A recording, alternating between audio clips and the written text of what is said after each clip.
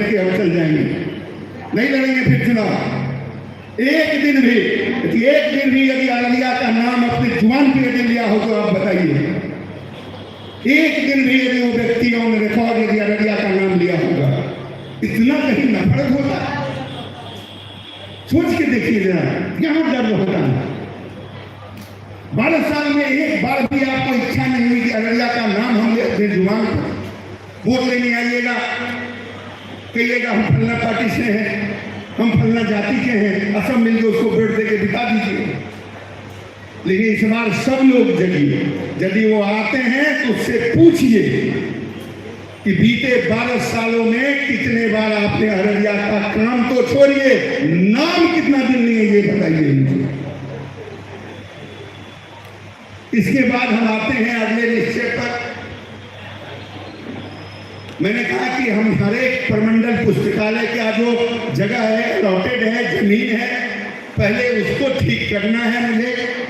यदि मैं उसे ठीक कर लिया समय रहते, तब फिर हम उसे जिला स्तर पर पुस्तकालय को ठीक करेंगे। जिला पर जब काम कर लिया तब हम उसे अनुमंडल पर ले जाएंगे। अनुमंडल पर जब हमने काम कर लिया तब हम प्रखंड स्तर पे जाएंगे। क्योंकि हमारे इस कार्य में हमारा कार्य क्षेत्र 14 जिला का है। इस 14 जिले में हम यदि काम करने जाते हैं तो हम चरणबद्ध तरीके से ही कर सकते हैं। नहीं तो हम हवाबाजी देखे जाएंगे तो आप कहिएगा फिर वही नेता है जो बोल के गया कि 1 साल में बना दी।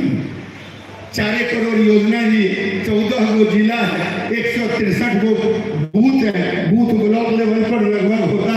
तो आप सोच लीजिए 11 गो सांसद जीतता है हमारे क्षेत्र से।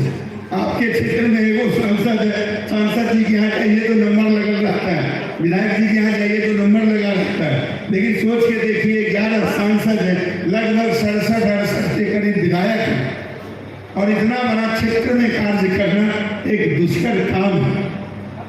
लेकिन आप सब आदमी जो हमें हिम्मत दिए, अररिया के कई साथी ने मुझे हिम्मत दिया कि रजनीश भाई आपको इसलिए बधाई देते हैं कि आपने यह निश्चय को लिया। आज तक तो कोई हमारे यहाँ से इस 14 जिला भ्रमण का किसी ने निश्चय तक नहीं लिया।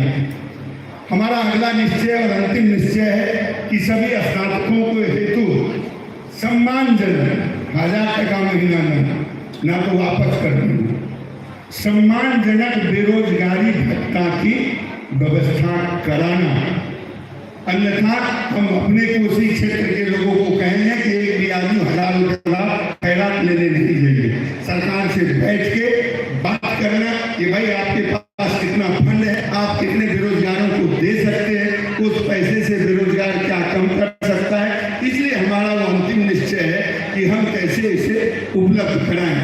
तो हमारा निश्चय का काम यही खत्म हुआ। हम आप सबकी तरफ भेजते हैं, आप से सवाल करें, जवाब रजनीश रंजन मिलेगा। धन्यवाद। Hello Pradeep sir, semester wise exam होना चाहिए हर 6 महीने पे, ये भी नहीं हो रहा है। तो बच्चे जब समय से पास ही नहीं करेंगे, स्नातक करेंगे ही नहीं, तो उनका आगे का फ्यूचर में भी, आगे में जो वो करना चाहते हैं उसमें भी विलम्ब आएगा। और विलम्ब आएगा तो गार्जियन जो होते हैं, लोग जैसे ही स्नातक पास करते हैं, गार्जियन क्या करते हैं, उसमें दबाव डालना शुरू कर देते हैं, कमाओ। अब बच्चा जब अगर 7 साल 8 साल में ग्रेजुएशन ही पास करेगा तो आगे वो करेगा क्या? अब जितनी भी भर्तियाँ आ रही है, ये जितनी भी सरकारी नौकरी की भर्तियाँ आ रही है, लगभग सारा ग्रेजुएशन लेवल का हो गया। कोई भी आप इंटर लेवल का रह नहीं गया, स्नातक ग्रेड का रह गया। तो स्नातक मैं यही मांग करता हूँ कि सभी जितना भी विश्वविद्यालय हमारे कोसी जोन में दो आपका सवाल मैं समझ गया।